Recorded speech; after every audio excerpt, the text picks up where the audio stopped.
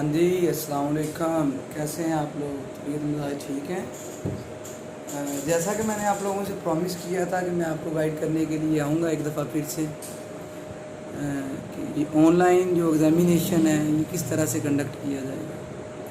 तो आज की जो मेरी ब्रीफ वीडियो है ये इसी बारे में है कि एमसीक्यूज़ कैसे होंगे और आप लोगों ने उसे किस तरीके से अटेम्प्ट करना है, और मैं आपको कुछ टिप्स भी दूंगा कि आप किस तरह से अपने एग्ज़ाम्स को बेहतरीन अंदाज में हल कर सकते हैं। अगर आपको एमसीक्यूज़ आते हैं तो किस तरह से करेंगे, और अगर एक एमसीक्यूज़ नहीं आता तो उसको सॉर्ट आउट, उसको हल करने का आपके पास बेस्ट ऑप्शन क्या है। तो चलें जी, आज की वीडियो स्टार्ट करते हैं। तो पहली बात है कि गवर्नमेंट कॉलेज यूनिवर्सिटी फैसलाबाद ने इंस्ट्रक्शन जारी कर दी हैं, जिसमें जो खुशी की बात है आप लोगों के लिए वो ये है कि जीसी यूनिवर्सिटी ने जितने भी उसके साथ एफिलिएटेड कॉलेजेस हैं उनसे डिमांड की है कि 50 एमसीक्यूज़ पर सब्जेक्ट वो सेंड करें। चलें जी, सेकंड सेमेस्टर से शुरू करते हैं। फॉर एग्ज़ाम्पल जीसी यूनिवर्सिटी में 200 कॉलेज है जो प्राइवेट एफिलिएटेड है। अब अगर ज़ूलॉजी का डिपार्टमेंट है तो उन 200 में से 70 कॉलेजेस ऐसे हैं जो सपोज़ वो ज़ूलॉजी ऑफ़र कर रहे हैं। तो अब 70 कॉलेजेस से 30 तारीख के अंदर अंदर 50 एमसीक्यू जाएंगे गवर्नमेंट कॉलेज यूनिवर्सिटी फैसलाबाद को। इसको और आसान करने के लिए आप 100 कॉलेजेस कर दें। अब 100 कॉलेजेस से जब 50 के हिसाब से जाएंगे एमसीक्यूज़, तो यू कैन से कि 5000 के लगभग एमसीक्यू चले जाएंगे एक सब्जेक्ट के लिए।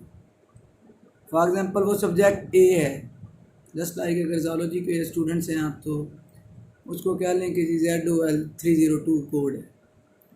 तो अब अफिलिएटेड कॉलेज में से 5000 एमसीक्यूज़ जिस यूनिवर्सिटी के पास पहुंच गए उनके क्वेश्चन बैंक में। अब होगा क्या कि वो सॉफ्टवेयर उन 5000 को सीक्वेंस करेगा। अब उस 5000 में से फिर वो प्लेजराइज कर देगा, उनको कलरफुल कर देगा जो एमसीक्यूज़ रिपीट हैं। सपोज़ के वो 3000 एमसीक्यूज़ रिपीट हैं, 50 में से 25 मैंने भेजे, वो साहिवाल के किसी कॉलेज ने भी भेज दिए, वो चीचावतनी में किसी कॉलेज ने भेज दिए, तो पीछे बचे 2000 एमसीक्यूज़ या 3000 एमसीक्यूज़। अब एक कॉलेज के पास मैक्सिमम 50 सीटें हैं, तो इसका मतलब है कि वो उसको सीक्वेंस करेगा जो सॉफ्टवेयर है जिसी के पास। पहली तो बात है कि वो फॉर एग्ज़ाम्पल इसमें से 15 पेपर बन जाते हैं, 50-50 के 15 बैच बन गए, 20 बैच बन गए, 50 नंबर का एक एमसीक्यूज़ है ना। तो 2000 को 50 पे डिवाइड करें तो जो भी आंसर आता है, फॉर एग्ज़ाम्पल 40 आ गए, 30 आ गए या 20 आ गए। अब वो उन 20 को क्या करेंगे, उनके पास दो ऑप्शंस हैं। एक तो क्वेश्चंस को शफल करेंगे, जिसके मुझे लगता है कि चांसेस कम। क्यों ये बात मैं क्यों कह रहा हूँ? ये बात मैं इसलिए कह रहा हूँ कि गवर्नमेंट कॉलेज ने जो इंस्ट्रक्शन जारी की हैं प्रिंसिपल्स के नाम, वहाँ पे उन्होंने क्लियरली मेंशन किया है कि इस तरह के ऑप्शंस देने से ग्रेज करें। Just like doctor Yasir has, ये doctor Yasir was born in, doctor Yasir कब पैदा हुआ, या इस क्वेश्चन को और तरीके से देख लें कि डॉक्टर यासर सुबह नाश्ते में क्या खाता है? अंडा खाता है, पराठा खाता है, अंडा और पराठों दोनों खाता है, या कोई भी नहीं खाता। तो उन्होंने लिखा है कि आपने ऑप्शन A, B, C और D, तो समटाइम होता है option A and C both, option B and C both, something like this. तो उन्होंने कहा इस तरह का ऑप्शन आपने यूज़ नहीं करना। इसका मतलब है कि वो ऑप्शंस को करेंगे इंटरचेंज। फॉर एग्ज़ाम्पल जो मेरा क्वेश्चन है वो मेरा क्वेश्चन नंबर 1 है और उसका आंसर C है, तो वही क्वेश्चन जो स्टूडेंट नंबर 2 होगा उसका वो मे भी क्वेश्चन नंबर 7 हो जाए। अब 7 पे बात ख़त्म नहीं होगी। अब जो मेरी ऑप्शन A थी हो सकता है उस स्टूडेंट की ऑप्शन वो C हो, तो यहाँ पे जो नकल के चांसेस हैं वो मेरे नज़दीक बहुत कम हैं। हाँ, वो इन अ सेंस जो स्टूडेंट प्लान आउट करके बैठे हैं कि हम नकल लगा लेंगे तो उनके लिए चांसेस कम हैं, लेकिन यू नो वाट, पाकिस्तानी कौम है तो इसके भी सोल्यूशन निकाल लेगी। डेफिनेटली इसके भी बेशुमार सोल्यूशन होंगे। तो इस हवाले से मैं इस फैसले को क्रिटिसाइज़ करूँगा, क्योंकि बहर कैफ ऑप्शन मौजूद है और आई एम प्रीटी श्योर कि ये बच्चे नकल भी लगाएंगे। It can be controlled actually, लेकिन जीसी अपनी तरफ से पूरी कोशिश कर रही है कि वो उसको मिनिमाइज़ कर सके। तो जो दूसरी बात है आप लोगों से मैंने करनी, वो ये करनी है कि अब आपके लिए प्रॉब्लम्स हैं कि कोविड आया, अल्लाह पाक की तरफ से आया, लेकिन एज आ नेशन हम लोगों ने अल्हम्दुलिल्लाह सुम्मा अल्हम्दुलिल्लाह इसमें से बाकी नेशंस के मुकाबले में बड़े अच्छे से हम सुरखरू होकर निकले। लेकिन बात फिर भी यहीं पे है कि हम लोगों ने उसको यूटिलाइज़ किस तरीके से अच्छा किया। हमने कहा कि ये कोविड है तो छुट्टियां हैं, जबकि जो डेवलप्ड नेशंस हैं, जो सिविलाइज्ड नेशंस हैं, उन्होंने इसे बस as a mode of media लिया कि हम पहले फ़िज़िकल एजुकेशन ले रहे थे, अब हम इसको ऑनलाइन एजुकेशन ले लेते हैं। लेकिन ये हमारे रिमोट एरियाज़ हैं, हमारे लोगों में भी वो प्रॉपर्ली अवेयरनेस नहीं है और वैसे भी वो रिसोर्सेज नहीं है, कहीं पे इंटरनेट की एक्सेस नहीं है, कहीं पे लोग अफोर्ड नहीं कर पा रहे। तो इस तरह के बहुत सारे प्रॉब्लम्स हैं। तो यही बात आप लोगों से कर रहा हूँ। तो अब हम ऑनलाइन क्लासेस जिसी ने डायरेक्शन भी दी कि 1 जून से दी जाएं, लेकिन यू नो व्हाट, जो भी कॉलेज ये कहे क्लेम करे कि जी हमने ऑनलाइन क्लासें ली हैं, तो माजरत के साथ मैं उनसे इख्तलाफ करूँगा। तमाम कॉलेज ने ऑनलाइन क्लासेस तो ली हैं, लेकिन वो किस तरीके से ली हैं वो आप और मैं बहुत अच्छे तरीके से जानते हैं। एक किस्म की वो खाना पूरी की गई है कि चलें जी हम इसको पूरा कर देते हैं रिक्वायरमेंट्स को, कि जो जिस आपको डायरेक्शन दे रही है। तो खैर apart from these all things कि हमारे जो बच्चे हैं वो एक तो उनको प्रॉपर्ली इंटरनेट की इंटरप्शन आती रही हैं, दूसरा कभी टीचर अवेलेबल है, कभी स्टूडेंट अवेलेबल हैं, कभी दोनों अवेलेबल नहीं हैं। तो इस तरह के काफ़ी सारे प्रॉब्लम्स आए, जिसकी वजह से हम कोई प्रॉपरली ना स्टूडेंट्स को फैसिलिटेट कर पाए हैं, और जो कॉलेजेस अपने स्टूडेंट्स को फैसिलिटेट करना चाह भी रहे थे वो नहीं कर पाए। आपको पता है इन तमाम फैक्टर्स का, तो इस पे भी किसी दिन वीडियो कर लेंगे। तो बात यहीं पे आके रुक जाती है कि हमारी अब हम कहाँ पे फाल कर रहे हैं।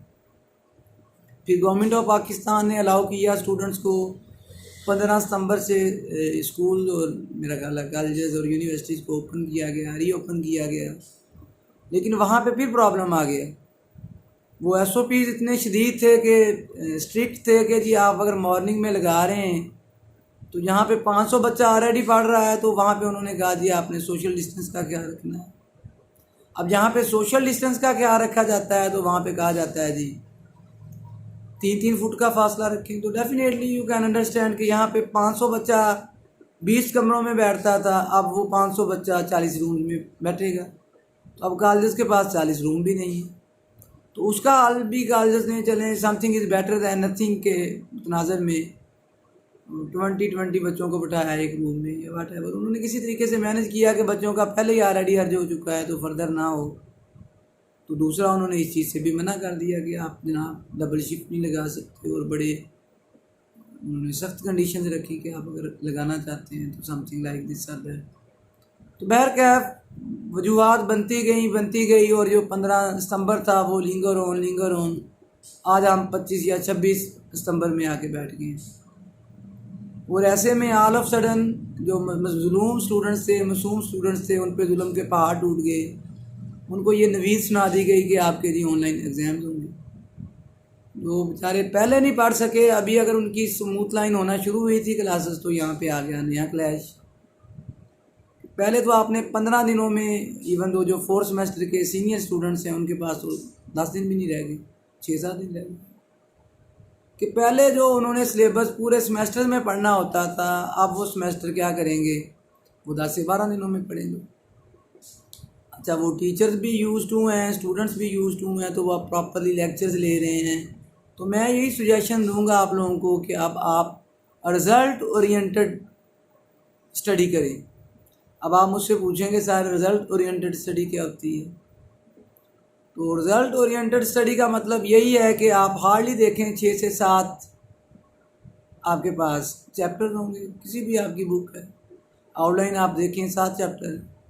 तो मेरा ख्याल है कि ये चीज़ आपको फेवर कर रही है।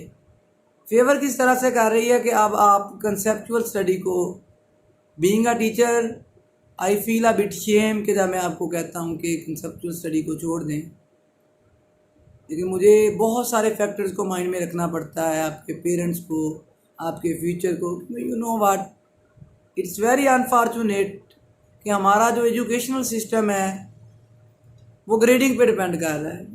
इस चीज़ से ये किताबों में बातें अच्छी लगती हैं, कंसेप्ट अच्छे होंगे एंड ब्ला ब्ला ब्ला, इस तरह के लेक्चर जो मेरे से पढ़ते हैं दे नो वेल कि I always talk about conceptual studies and try my level best to clear your concepts, but the thing is that now we have to be some oriented, result oriented. तो मैं यही आपसे suggest करूँगा कि आप अपने teacher से request कर लें कि सर मेथोडोलॉजी अगर ऐसा हो जाए कि एक चैप्टर है जो मैक्सिमम 6-7 चैप्टर हैं आपके आउटलाइन में, तो एक चैप्टर के मैक्सिमम सर आप 200 MCQs बना दें, 150, 100, किसी के 70 बनेंगे। तो बहुत ज़्यादा अगर खींच के निकालते हैं तो 200 बनेगा। अब 200 MCQ जब आपको टीचर आपके ग्रुप में आपकी GR को या CR को सेंड कर देगा, तो क्लास वो जो बच्चे हैं वो थोड़ा सा 15 दिन के लिए बाकी एक्टिविटीज़ को भूल जाएं। तो उसको आप अच्छे से पढ़ें, बजाय कि आप टॉपिक वाइज चलें और टाइम अपना ज़ाया करें। उससे क्या होगा, जब आप MCQs पढ़ेंगे तो आपकी प्रैक्टिस हो जाएगी। अब उसमें से हो सकता है 100 में से 30, 40, 50 जितने भी आप नहीं कर पा रहे उसको आप अपनी बुक्स पे लिख लें। अब जब अपनी बुक पे लिखेंगे तो कॉलेज आने से 10, 15, 20 मिनट पहले आप लोग आपस में डिस्कशन कर लें, ग्रुप्स में कर लें। आई नो आप लोग एक दूसरे से बड़े इंटरकनेक्टेड हैं, तो एक दूसरे से आपको पता चल जाएगा, आपका टेस्ट हो जाएगा, प्रैक्टिस हो जाएगी। फिर भी रह जाते हैं जो आपको लगता है कि ये डाउटफुल हैं, तो नेक्स्ट डे क्लास में टीचर के साथ घंटा बोलें, वो MCQ जिस पे आपको रिजर्वेशन है कि ये ऐसे है या वैसे है, आप क्लियर नहीं है, वो टीचर आपको एक्सप्लेन कर दे। तो मेरा ख्याल है कि जब एक चैप्टर में से 200 MCQs आप कर लेंगे, it will be quite helpful for you to attempt your papers. तो देखिए आप यू नो वेल कि आप कह रहे हैं कि सर कह रहे हैं कि ये चीज़ें देखने में बड़ी अच्छी लग रही हैं, सर गाइड कर रहे हैं, मज़ा आ रहा है, तो टीचर हमें MCQs देंगे बोले। तो बेटे वो टीचर मैं हूँ या वो टीचर कोई भी है, why actually we are there, हम क्लासेस में क्यों जाते हैं?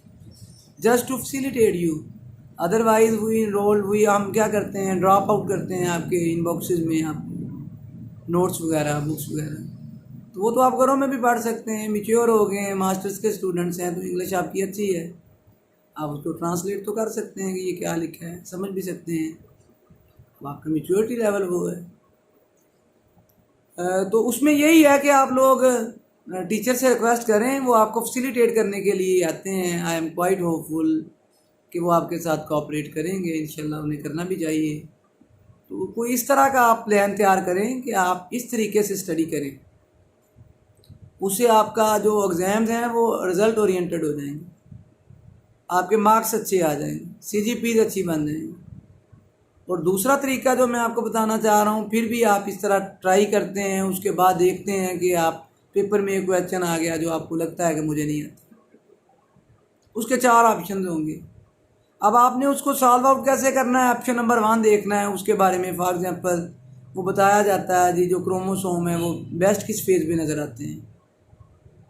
ऑप्शन आ जाता है जी प्रोफेज में आते हैं, एनाफेज में आते हैं, टीलोफेज में आते हैं या प्रोफेज में आते हैं। तो अब आपको सपोज टीलोफेज का नहीं पता, या जो MCQs पूछा गया है आपको उसका आंसर नहीं पता, उसमें से जो 4 ऑप्शन हैं उसमें से 2 ऑप्शन का आपको पता है, आप उसको देखें ये हो सकता है या नहीं हो सकता।